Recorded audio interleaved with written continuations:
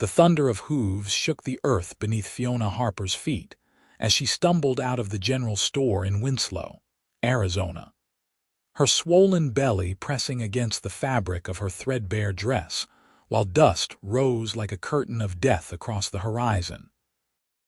The year was 1882, and the August heat had made every living creature restless, including the massive cattle herd that now charged through the main street with wild eyes and foam-flecked mouths. She pressed herself against the wooden storefront, feeling the contractions that had started that morning intensify with each passing moment, and knew with absolute certainty that her baby was coming now, regardless of the chaos unfolding around her. The cattle scattered townsfolk in every direction.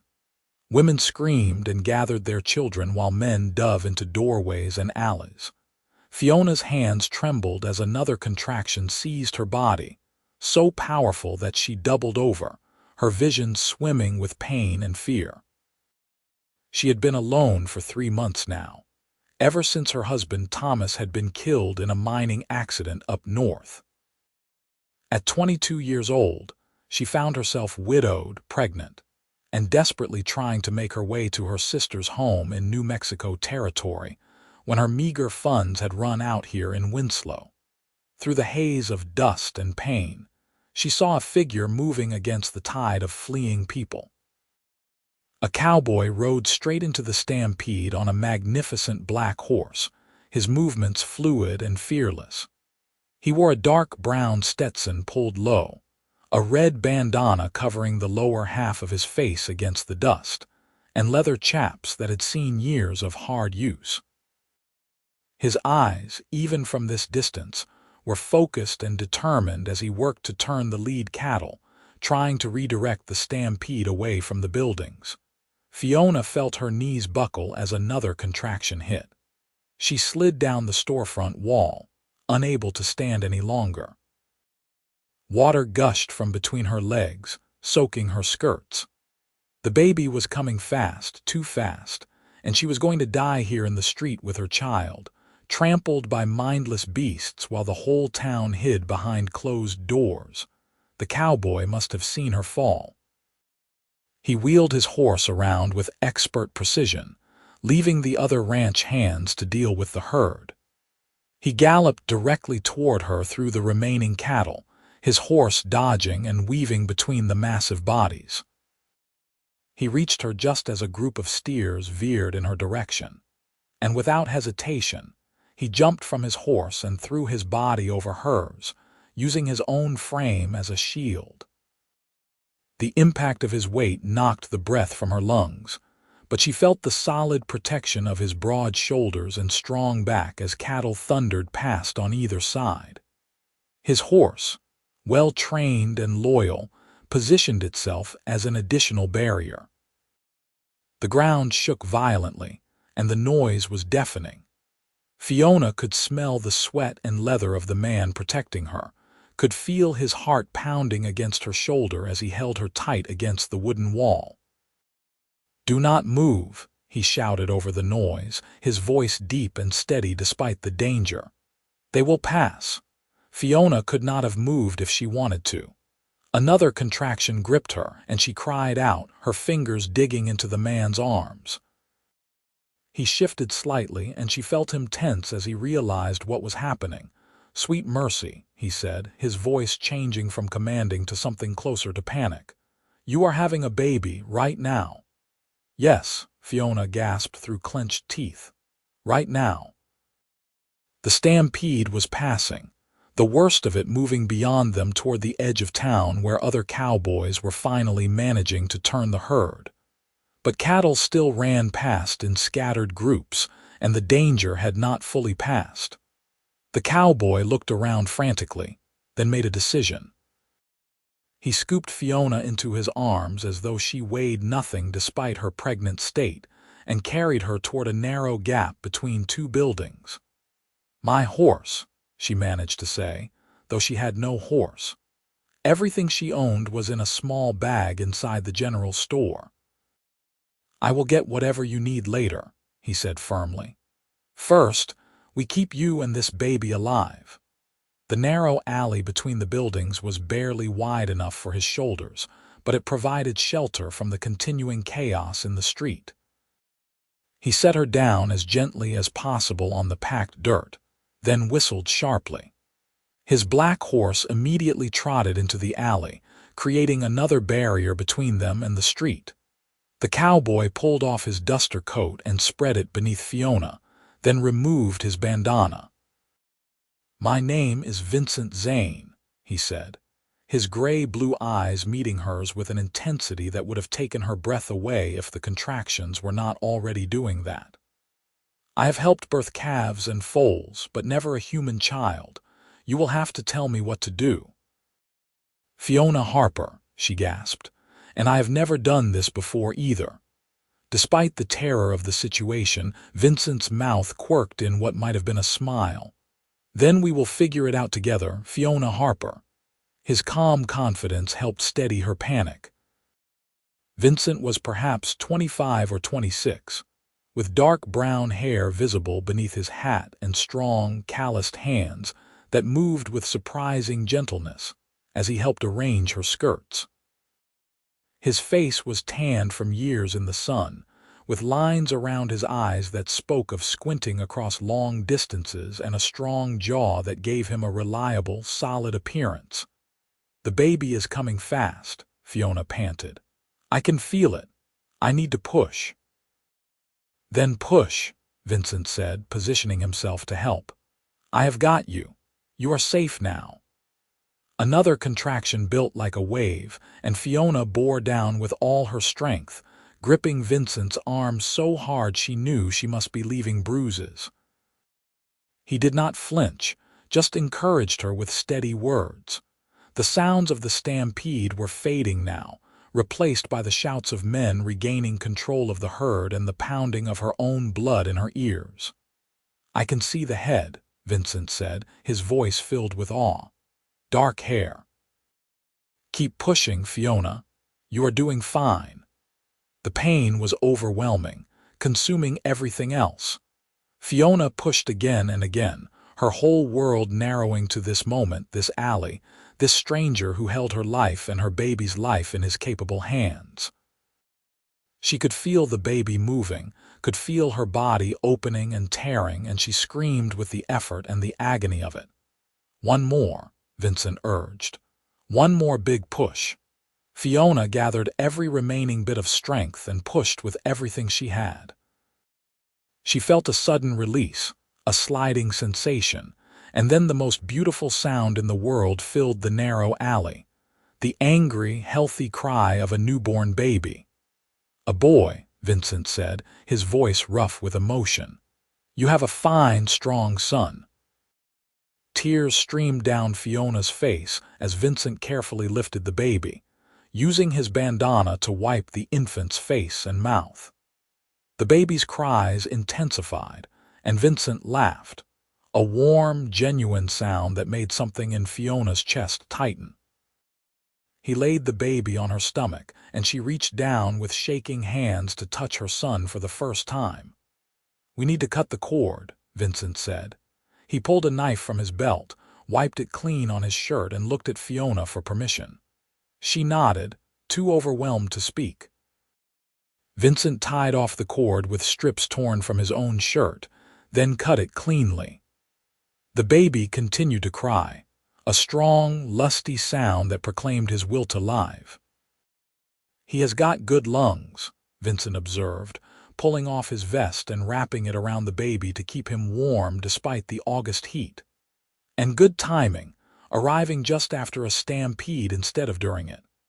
"Thanks to you," Fiona said softly, looking up at the man who had saved both their lives. "If you had not shielded us, if you had not helped me, we would both be dead."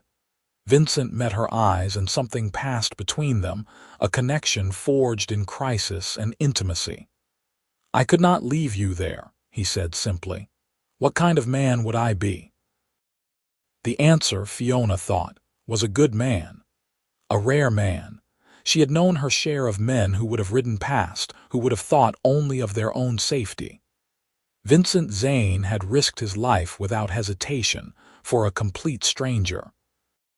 Footsteps approached the alley, and a gray-haired man in a sheriff's badge appeared at the entrance, his eyes widening as he took in the scene.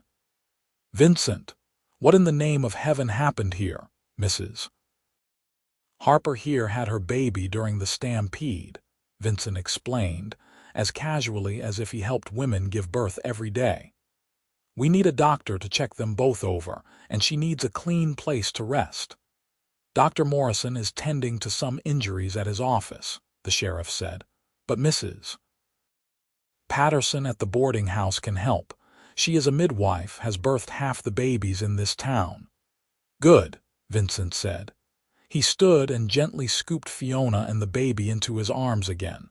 "Lead the way, Sheriff."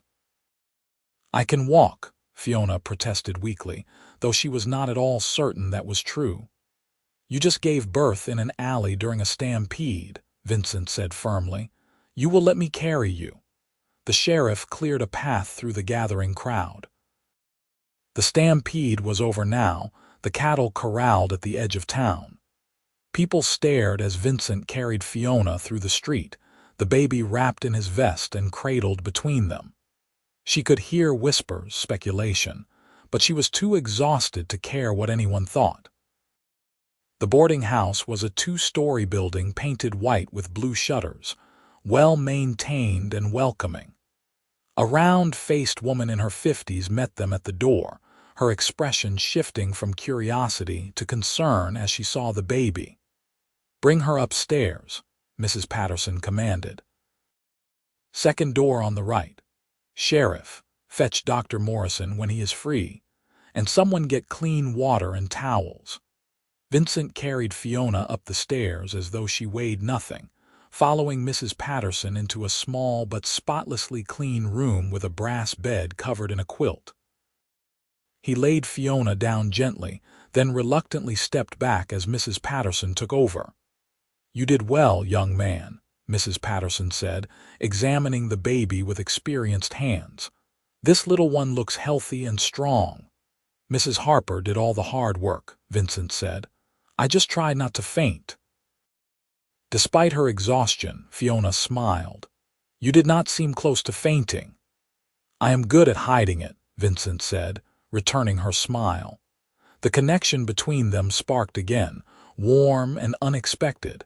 Mrs. Patterson shooed Vincent out of the room so she could properly tend to Fiona and the baby.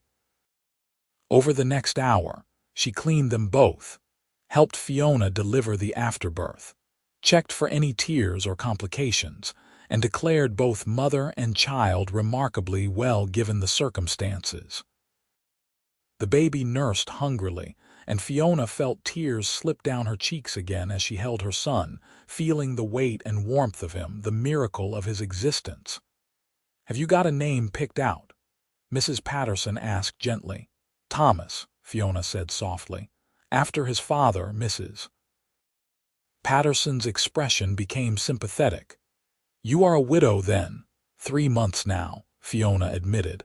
"Mining accident up in Prescott. I was trying to get to my sister in New Mexico territory, but I ran out of money here in Winslow." "You poor dear," Mrs. Patterson said. "Well, do not worry about payment for the room. You stay here as long as you need to recover. We will sort out the details later." "I cannot accept charity," Fiona protested, though she had no idea how she would pay. "It is not charity, it is Christian kindness," Mrs. Patterson said firmly. "Besides, I suspect Vincent Zane will insist on covering the costs. That boy has been making cow eyes at you since he carried you in here." Fiona felt her cheeks warm. "He was just being kind." "Kind is one word for it," Mrs. Patterson said with a knowing smile. "Now rest. You have been through an ordeal." But despite her exhaustion, Fiona found it hard to sleep. Her mind kept returning to Vincent Zane, to the feel of his arms around her, protecting her from the stampede, to his steady calm as he helped deliver Thomas, to the way he had looked at her, as though she was someone precious rather than a destitute widow with nothing to offer. She dozed fitfully, waking whenever Thomas stirred or made a sound. As evening fell, there was a soft knock on the door. Mrs. Patterson answered it, and Fiona heard Vincent's deep voice asking how they were doing. "Come in and see for yourself," Mrs. Patterson said. "She is awake." Vincent entered the room, his hat in his hands. He had cleaned up, washing away the dust and grime of the Stampede, and had changed into a fresh blue shirt. He looked younger somehow, and nervous in a way he had not been in the alley. "I wanted to check on you both," he said, "to make sure you were well." "Thanks to you, we are," Fiona said. She shifted the sleeping baby in her arms. "Would you like to hold him?" Vincent's eyes widened. "I have never held a baby before." "You helped bring him into the world," Fiona said gently. "I think you have earned the right." Vincent approached cautiously and took the baby with extreme care, supporting Thomas's head the way Fiona showed him. The sight of this strong, capable cowboy holding her tiny son with such gentleness made Fiona's heart squeeze in a way that had nothing to do with childbirth. "He is so small," Vincent marveled. "So perfect." "He is," Fiona agreed softly. "And he is alive because of you." Vincent looked up from the baby to meet her eyes. "What will you do now? Do you have family?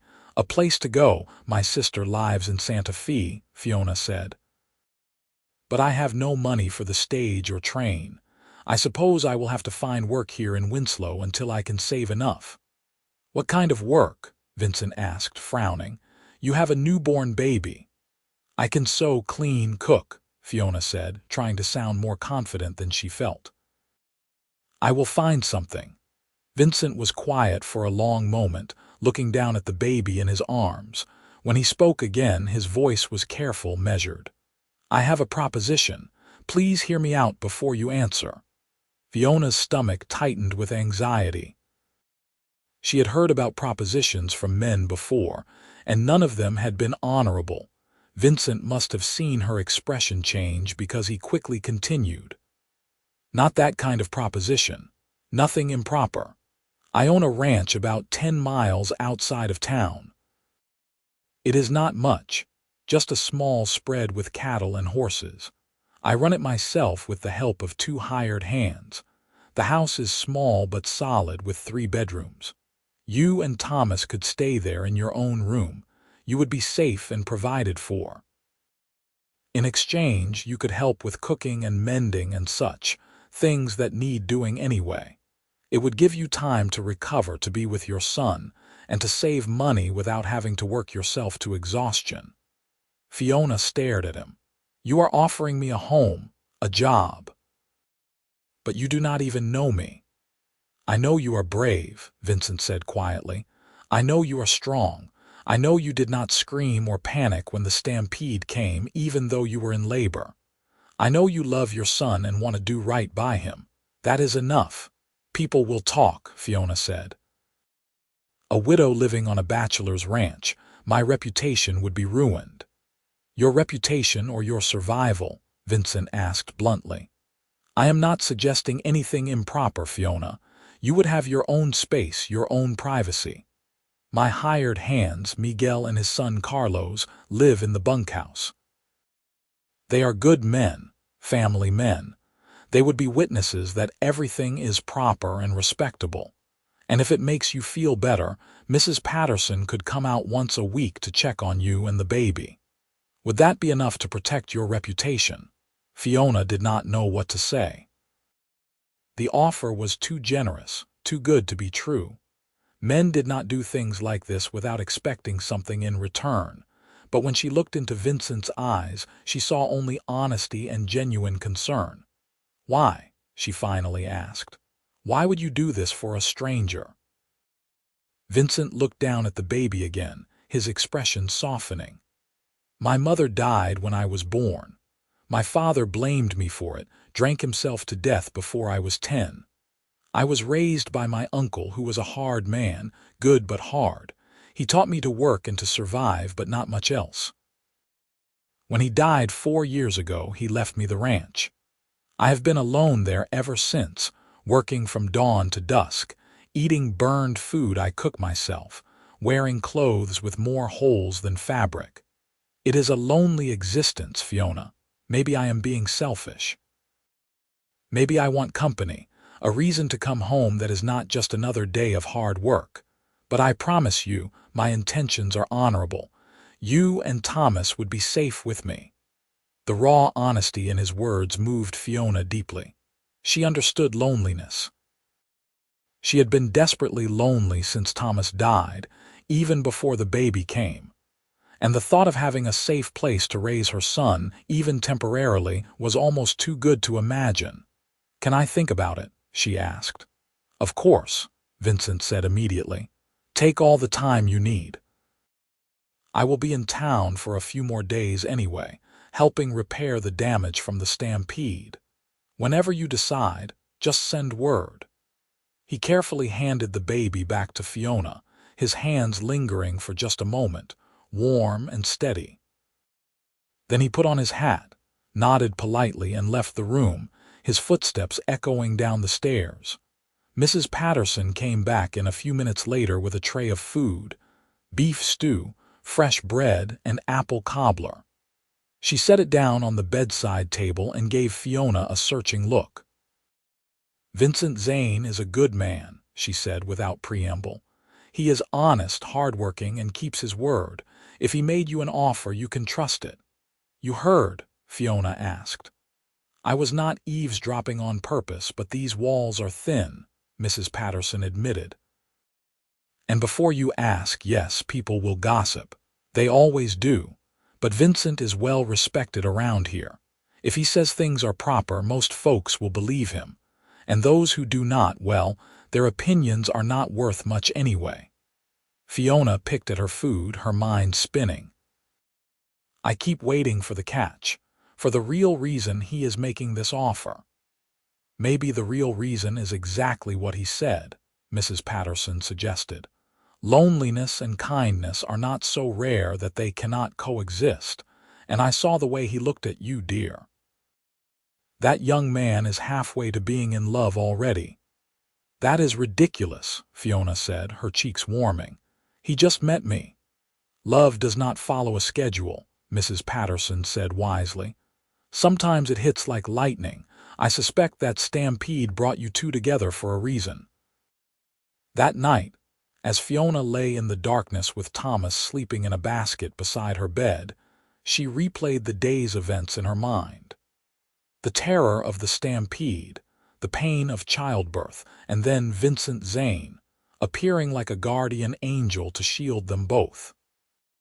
She remembered the strength of his arms, the steadiness of his voice, the gentleness in his eyes when he held Thomas. She had been married to Thomas's father for 3 years. It had been a practical marriage, arranged by their families when she was 19 and he was 23. She had grown to care for him, to respect him, but she was not sure she had ever truly been in love with him. Their marriage had been comfortable, predictable, safe. And when he died, she had mourned him honestly, but she had not felt like her world had ended. What she felt when she looked at Vincent Zane was nothing like what she had felt for her late husband. It was intense and unsettling and exciting all at once. It was dangerous, she told herself. She barely knew the man. She should be cautious, should protect herself and her son. But she was also practical. She had no money, no prospects, and a newborn baby to care for. Vincent's offer was not just generous, it was a lifeline. And if Mrs. Patterson was right about his character, then maybe it was an opportunity she could not afford to refuse. The next morning, she sent word through Mrs. Patterson that she wanted to speak with Vincent. He arrived within an hour, looking both hopeful and nervous. "I have decided to accept your offer," Fiona said without preamble. "But I have conditions." "Name them," Vincent said. "First, I want to earn my keep honestly. I will cook, clean, mend, and help with whatever else needs doing. I am not a charity case." "Agreed," Vincent said. "Second, if at any point either of us feels the arrangement is not working, we can end it with no hard feelings." You will help me get to my sister in Santa Fe if that happens." "Agreed," Vincent said again. "Third, you will treat me with respect. I am a widow, not a servant. And you will never, ever raise a hand to me or Thomas." Vincent's expression hardened. "I would never strike a woman or child. Ever." "You have my word on that, and my word is solid." Fiona believed him. She could not have explained why, but she did. "Then we have an agreement." Vincent's face broke into a relieved smile. "When you are ready to travel, I will bring a wagon to take you and Thomas to the ranch. Mrs. Patterson says you should rest for at least a week before making the journey." "A week," Fiona agreed, though she chafed at the delay. She was not accustomed to sitting idle. Over the next week, Vincent visited every day. He brought gifts: a beautiful wooden cradle that he had made himself, working late into the nights; soft blankets and clothes for Thomas, purchased from the general store; books for Fiona to read during her recovery. He never stayed long, always mindful of propriety, but each visit deepened the connection between them. They talked about their lives. Vincent told her about growing up on the ranch, about his dreams of expanding his herd, of breeding horses that would be known across the territory. Fiona shared memories of her childhood in Missouri, of her parents who had died from fever when she was 17, of the hope she and her late husband had felt when they headed west to make their fortune. "You miss him?" Vincent asked one afternoon as they sat in the boarding house parlor, Thomas sleeping between them in his cradle. Fiona considered the question carefully. "I miss the security of being married. I miss having a partner, someone to share the load. But if I am honest, we were never truly close. Our marriage was practical, not passionate." "Does that sound terrible?" "It sounds honest," Vincent said. "A lot of marriages are like that out here. People marry for survival more than love." "What about you?" Fiona asked. "Have you ever been married, in love?" Vincent shook his head. "Never married. There was a girl once when I was 19, rancher's daughter from over in Holbrook, but her father did not think I was good enough for her, and she listened to him. After that, I focused on building the ranch. Did not see much point in courting when I had nothing to offer." "You have something to offer now," Fiona said softly. Vincent met her eyes, and the intensity of his gaze made her breath catch. "Maybe I do," he said quietly. The week passed quickly, and before Fiona knew it, she was well enough to travel. Dr. Morrison had examined her and Thomas twice, and pronounced them both healthy. Vincent arrived at dawn with a sturdy wagon fitted with a cushioned seat and a canvas cover to protect them from the sun. Mrs. Patterson hugged Fiona goodbye, tears in her eyes. "You come back and visit now, you hear? And if you need anything, anything at all, you send word." "Thank you for everything," Fiona said, hugging her back. "I will never forget your kindness." The ride to Vincent's ranch took about 2 hours along a rough dirt road. The landscape was beautiful in a harsh, unforgiving way. Red rocks and scrub brush, distant mesas rising against the brilliant blue sky. Fiona held Thomas close, shading his face from the sun, while Vincent drove the wagon with practiced ease.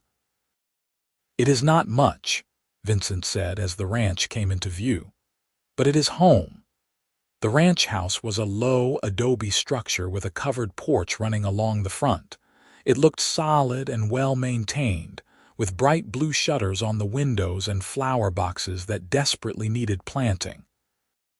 A barn and corral stood nearby, with several horses visible inside the fence. A smaller building that must be the bunkhouse sat off to the side. 2 men emerged from the barn as the wagon pulled up.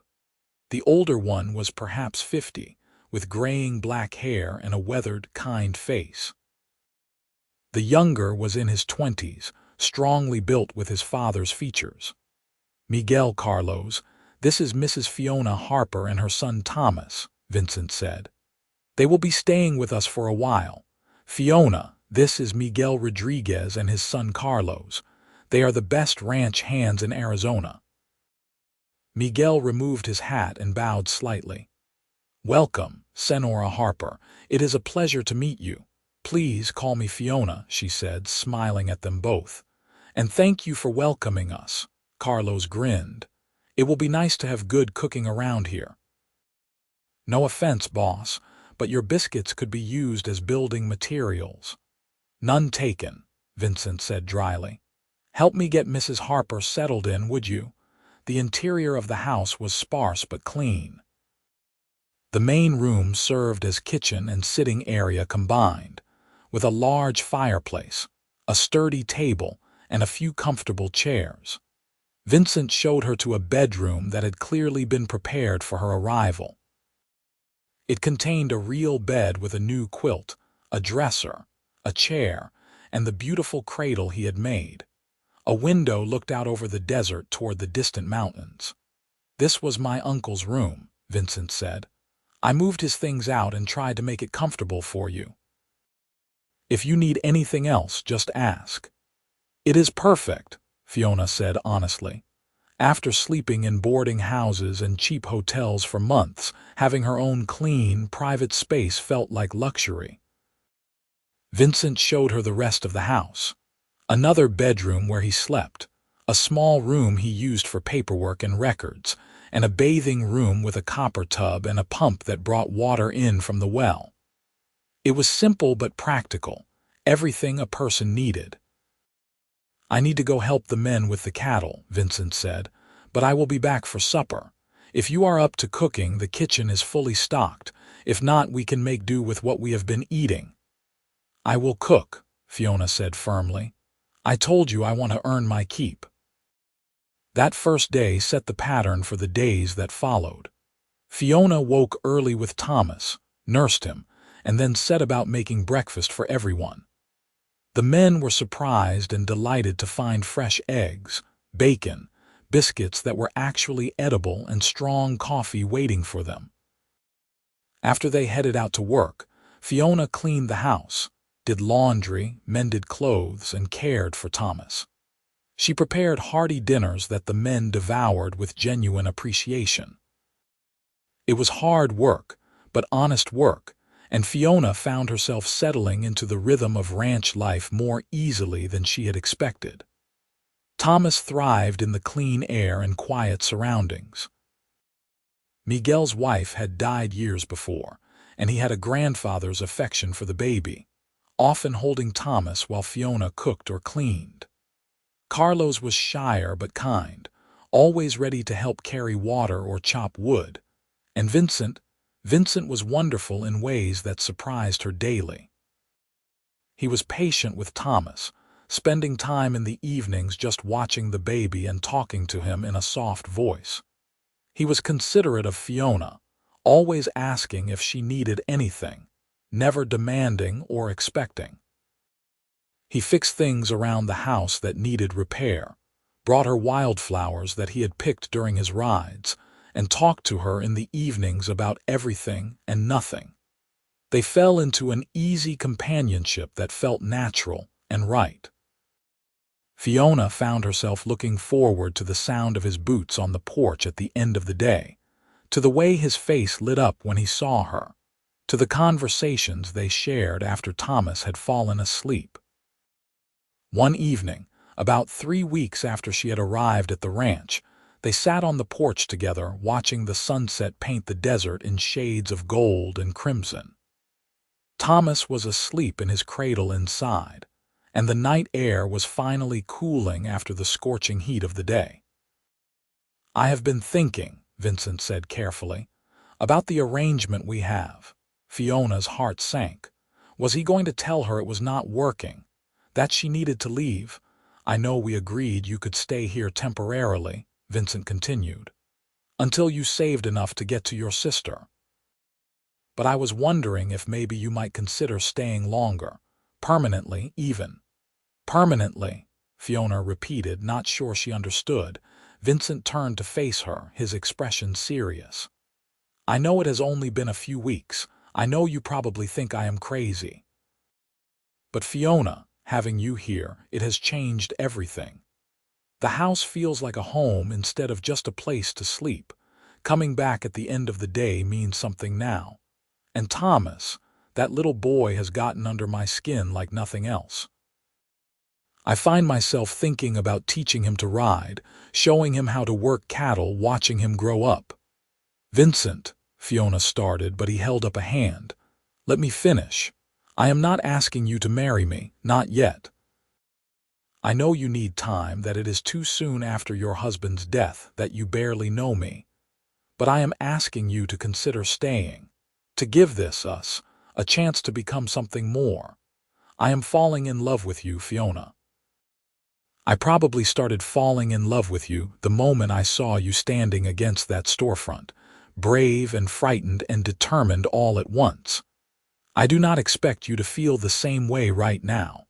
I just want the chance to earn your love. Fiona's heart was pounding so hard she was sure he could hear it. Everything in her wanted to say yes immediately, to throw caution to the wind and embrace the feelings that had been growing inside her. But she forced herself to think clearly. I need to be honest with you, she said slowly. About how I feel. Vincent tensed, clearly bracing for rejection. I am falling in love with you too, Fiona admitted, and watched his eyes widen with hope. But you are right that it is fast, maybe too fast. I do not want either of us to make decisions based on loneliness or convenience or even gratitude. We both deserve more than that. So what do you suggest? Vincent asked. I suggest we court properly, Fiona said. Take our time, get to know each other without any pressure or expectations. If after 6 months we both still feel the same way, then we can talk about making it permanent. 6 months, Vincent repeated. A slow smile spread across his face. I can work with 6 months. And Vincent, Fiona added, reaching out to take his hand. I want you to know that what I feel for you is already deeper than anything I felt for my late husband. That probably makes me a terrible person, but it is the truth. Vincent squeezed her hand gently. It makes you an honest person. And Fiona, I promise you, I will spend every one of those 6 months showing you that you can trust me, that you can build a life with me. I believe you, Fiona said softly. They sat there holding hands until the stars came out, talking about everything and nothing, planning a future that was beginning to feel real and possible. The next months passed in a blur of golden autumn days and cool desert nights. Vincent courted Fiona with old-fashioned devotion, bringing her gifts, taking her, and Thomas on wagon rides to show her the beauty of the Arizona landscape, reading to her in the evenings from books he ordered specially from back east. He was patient and gentle, and never pushed for more than she was ready to give. Fiona found herself blooming under his attention. She laughed more than she had in years, felt lighter and happier than she could remember feeling. Thomas grew rapidly, becoming a chubby, happy baby who smiled at everyone but reserved his biggest smiles for Vincent. Watching Vincent with her son melted Fiona's heart every single time. He was so careful, so loving, so completely devoted to the baby who was not even his blood. Miguel and Carlos watched the developing romance with approval, giving Vincent knowing looks and congratulating him on his good fortune when Fiona was out of earshot. Even the horses seemed to sense the change in the household, becoming gentler and more playful. As November arrived, bringing cooler weather and the first hints of winter, Vincent's ranch hosted a gathering for neighboring ranchers and their families. It was a tradition, Miguel explained, that Vincent had let lapse in recent years because he had no one to help host. But with Fiona there, he wanted to revive it. Fiona spent days preparing, cooking and baking and cleaning until everything was perfect. On the day of the gathering, nearly 20 people arrived, filling the house and yard with noise and laughter. Fiona met other ranch women who welcomed her warmly, clearly pleased to see Vincent happy. She met the children who would someday be Thomas's friends and playmates. She felt, for the first time since her husband's death, like she was part of a community again. As the evening wound down and guests began to leave, one of the older ranchers, a man named Henry Thompson, pulled Vincent aside. Fiona was near enough to hear him say, "You are a lucky man, Vincent Zane. That woman is special. Do not let her get away." "I do not intend to, sir," Vincent replied. "I intend to marry her just as soon as she will have me." The words sent a thrill through Fiona's heart. She had known, of course, that marriage was where they were heading. But hearing Vincent state it so plainly, so certainly, made it feel real in a way it had not before. That night, after all the guests had gone and Thomas was asleep, Fiona and Vincent sat on the porch again. It had become their nightly ritual, these quiet moments together under the stars.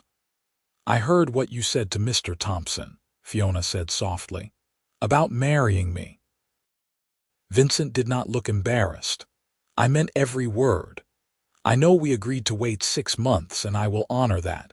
But Fiona, I want you to know that my feelings are not going to change. I want to marry you.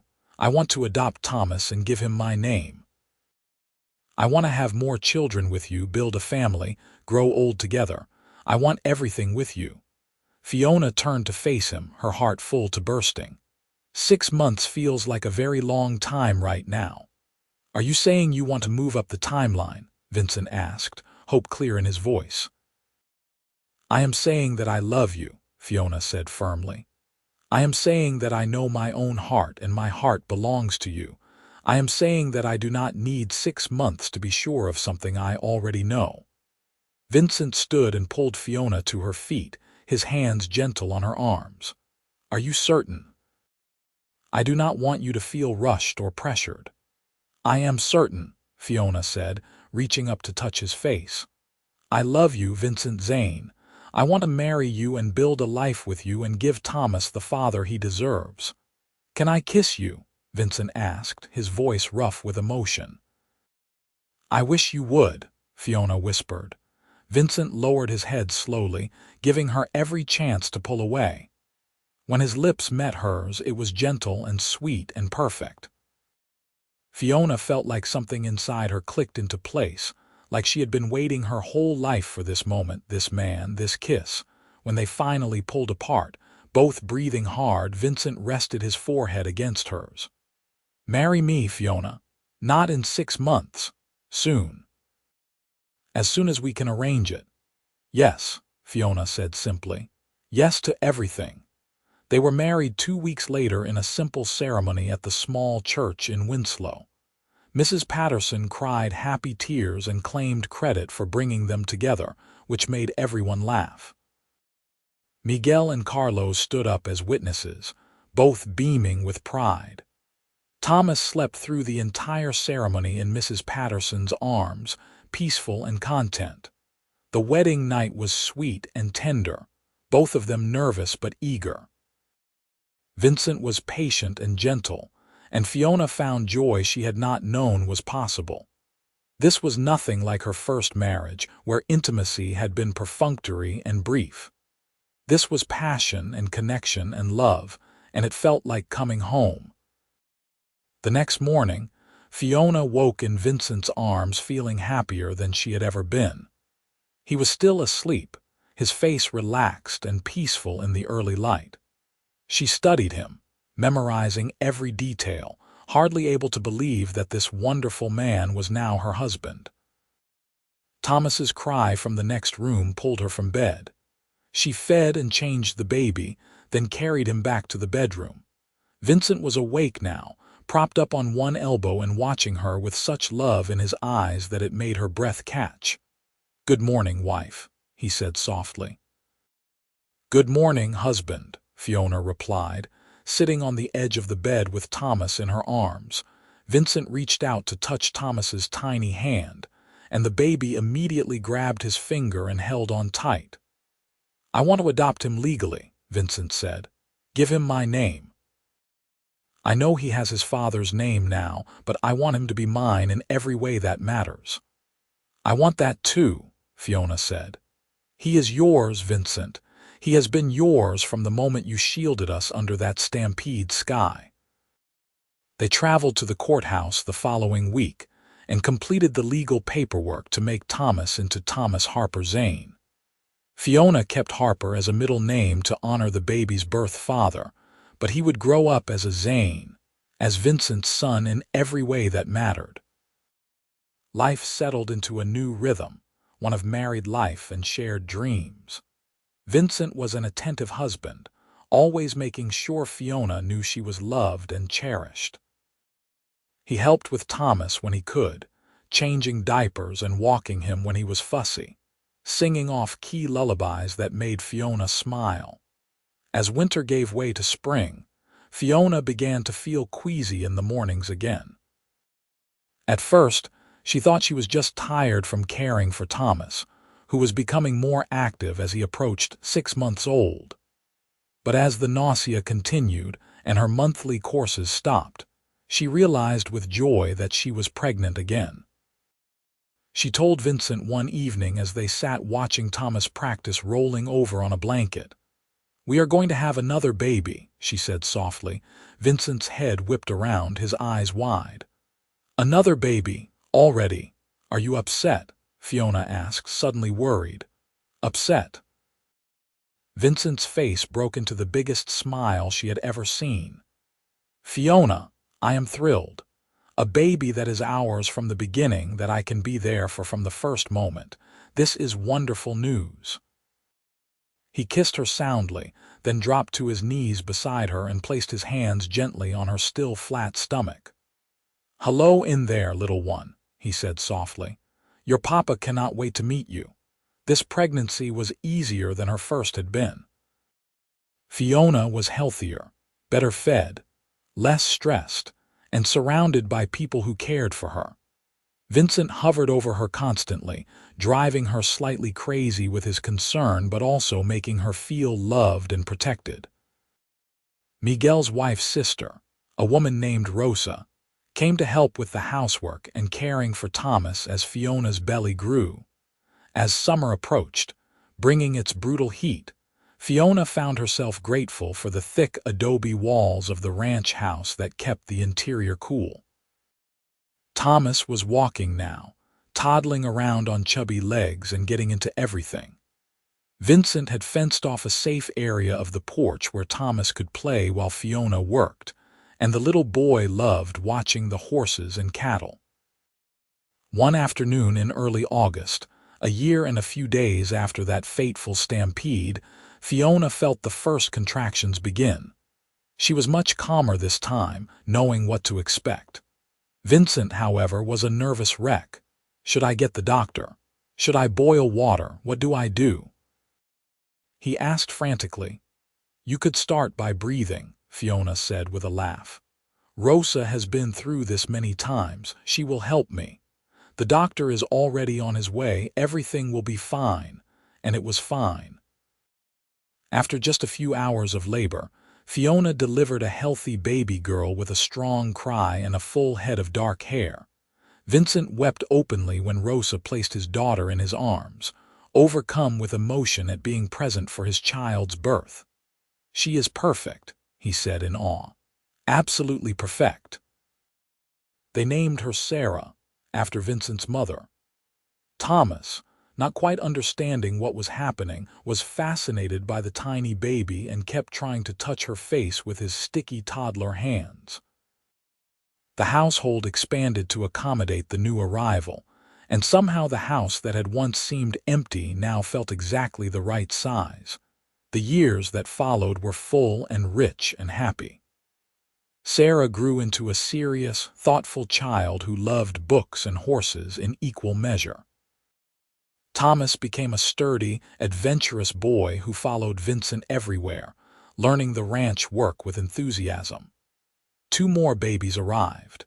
A son they named Michael, and 3 years later, twin daughters they named Emma and Alina. The ranch prospered under Vincent's careful management. He expanded the herd, began breeding horses as he had dreamed, and became known throughout the territory as an honest dealer and a fair employer. Fiona managed the household with competent grace, raising their children with love and discipline, creating a home that was warm and welcoming. They had hard times, as all families did. There were years when the drought threatened to destroy them, when cattle prices dropped so low they barely broke even.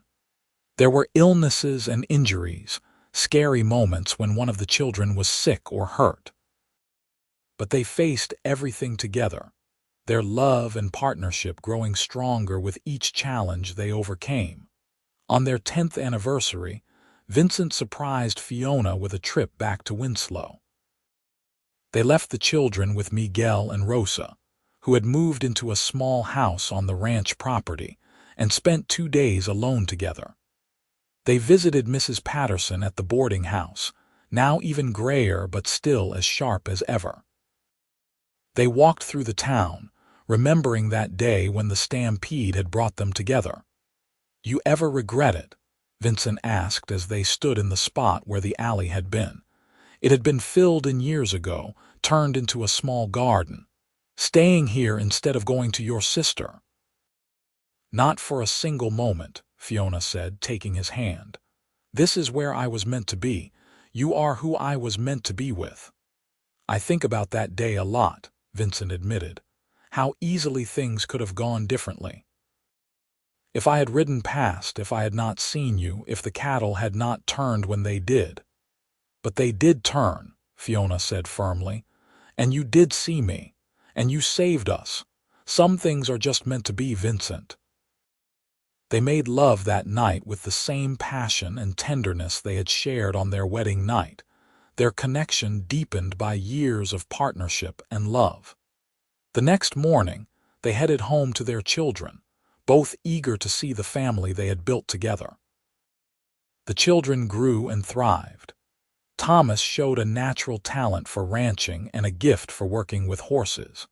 By the time he was 16, he was essentially running the horse breeding operation under Vincent's guidance. Sarah surprised everyone by announcing at 14 that she wanted to be a teacher, and Vincent and Fiona supported her dream, helping her attend a teaching college in Phoenix. Michael was the quiet one, more interested in books and numbers than cattle. He took over the ranch's accounting and business management, finding ways to increase their profits and expand their holdings. The twins, Emma and Alina, were inseparable and spirited, keeping everyone on their toes with their schemes and adventures. As the 1890s arrived and the Wild West began to tame into something more settled and civilized, the Zane Ranch stood as a testament to the power of love and hard work. Vincent and Fiona watched Arizona achieve statehood in the early years of the new century, proud to have been part of building something lasting. On the 20th anniversary of the stampede that had brought them together, the whole family gathered at the ranch for a celebration. Thomas was there with his new wife, a sweet girl named Catherine from a neighboring ranch. Sarah came home from her teaching post with stories of her students. Michael brought his account books to show his father the ranch's record profits.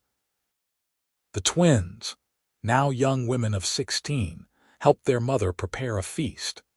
As the evening wound down and the younger generation went off to bed, Vincent and Fiona found themselves alone on the porch once again, sitting in the same rocking chairs they had occupied for 20 years. "Hard to believe it has been 20 years, Vincent said, taking Fiona's hand. "Feels like yesterday and a lifetime ago all at once." "The best 20 years of my life," Fiona said softly. "Even the hard parts were good because we faced them together." "Do you remember what you said to me that first night you agreed to come to the ranch?" Vincent asked. "You said you wanted to earn your keep, that you were not a charity case." "I remember," Fiona said with a smile. "I was so determined to prove myself."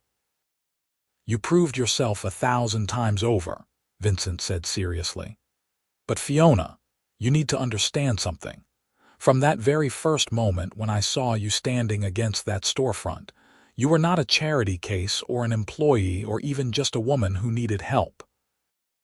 You were the answer to every prayer I did not know I had been praying. You were my future walking toward me. I would have done anything, given anything, just to have the chance to know you. Tears filled Fiona's eyes. After 20 years of marriage, Vincent could still make her heart race with his words. "I love you," she said simply. "I have loved you for 20 years, and I will love you for 20 more and 20 more after that, until we are both ancient and gray." "We are already getting gray," Vincent pointed out with a laugh, touching his salt and pepper hair. "Then ancient," Fiona amended, "until we are ancient and surrounded by grandchildren and great-grandchildren." "That sounds perfect," Vincent said. They sat in comfortable silence, watching the stars come out over the desert. Somewhere in the distance, a coyote howled. The night air was cool and clean, carrying the scent of sage and horses. Inside the house, their children slept, safe and loved. The ranch they had built together stretched out in all directions, a legacy for future generations. "You remember what I told you in the alley?" Vincent asked suddenly. "When you were having Thomas?" "You told me a lot of things," Fiona said. "I told you to keep pushing," Vincent said. "I told you that you were doing fine, that you were strong and brave. But what I did not tell you, what I could not tell you because it would have been wildly inappropriate, was that I was already half in love with you." Even then, in that terrifying, chaotic moment, I knew my life had just changed forever. "Mine too," Fiona said softly. "I knew it the moment you threw yourself over me to shield us from the stampede. I thought to myself, this is a man worth knowing. This is a man worth trusting. Were you right?" Vincent asked with a teasing smile. "I was right," Fiona confirmed.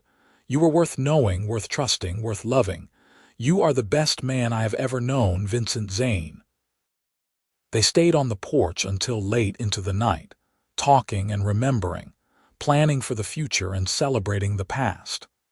When they finally went to bed, they made love with the ease and familiarity of 20 years together, still finding passion and joy in each other's touch. The years continued to pass, bringing more changes and more blessings. Thomas and Catherine had 3 children, giving Vincent and Fiona their first grandchildren. Sarah married a fellow teacher and moved to Phoenix, but visited often with her husband and, eventually, her 2 daughters. Michael took over more of the ranch operations as Vincent began to slow down with age, proving to be just as capable a rancher as his father despite his bookish nature. The twins both married within a year of each other, Alina to a lawyer in Flagstaff and Emma to a rancher from New Mexico Territory. Vincent and Fiona grew older together gracefully, their hair turning white, their steps becoming slower, but their love remaining as strong as ever. They became the heart of an extended family that gathered at the ranch for holidays and celebrations, filling the house with noise and laughter and life. On a warm spring evening in 1912, 30 years after the stampede that had brought them together, Vincent and Fiona sat on their porch watching the sunset. Vincent was 72 now, still strong but moving more carefully. Fiona was 68, her hands showing the effects of decades of hard work but her eyes as bright as ever. "I have been thinking," Vincent said slowly, "about the stampede." "You always think about the stampede," Fiona said with a fond smile, "especially on anniversaries." "I think about how it could have ended so differently," Vincent said. "How easily you and Thomas could have died that day.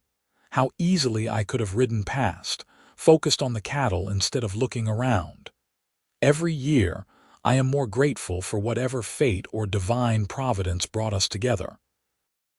"I am grateful too," Fiona said. "Every single day I wake up grateful to be your wife, to have built this life with you." "You know what the best part is?" Vincent asked, Tell me, Fiona said.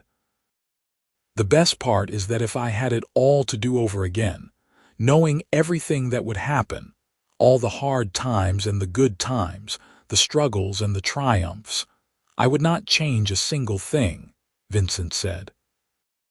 Because it all led us here to this moment, with our children and grandchildren, with this life we built together. I would not change anything either, Fiona agreed. Except maybe I would have told you I loved you sooner. I wasted weeks being cautious when I could have been loving you. You loved me from the beginning, Vincent said confidently. I could see it in your eyes even when you were trying to be practical. You are right, Fiona admitted. I did. I fell in love with you under that Stampede sky when you shielded me and Thomas with your own body. I fell in love with your courage and your kindness and your strength. Vincent reached over and took her hand, their fingers interlacing as easily as they had for 30 years. And I fell in love with your bravery and your determination and your beautiful heart. Best decision I ever made, riding into that stampede to help you. Best decision I ever made, accepting your offer to come to the ranch, Fiona countered. They sat together as the sun dipped below the horizon, painting the sky in brilliant shades of orange and pink and purple. The same sky that had witnessed their meeting, their courtship, their marriage, and their life together. The Stampede sky that had brought them together and given them everything they held dear. Inside the house, they could hear their grandchildren playing, their voices high and happy. Tomorrow, Thomas would come by to discuss expanding the horse operation. Sarah had written saying she would visit next month. Michael was handling a big cattle sale that would secure the ranch's prosperity for another generation. The twins were planning a family gathering for summer. The legacy they had built stretched out in all directions.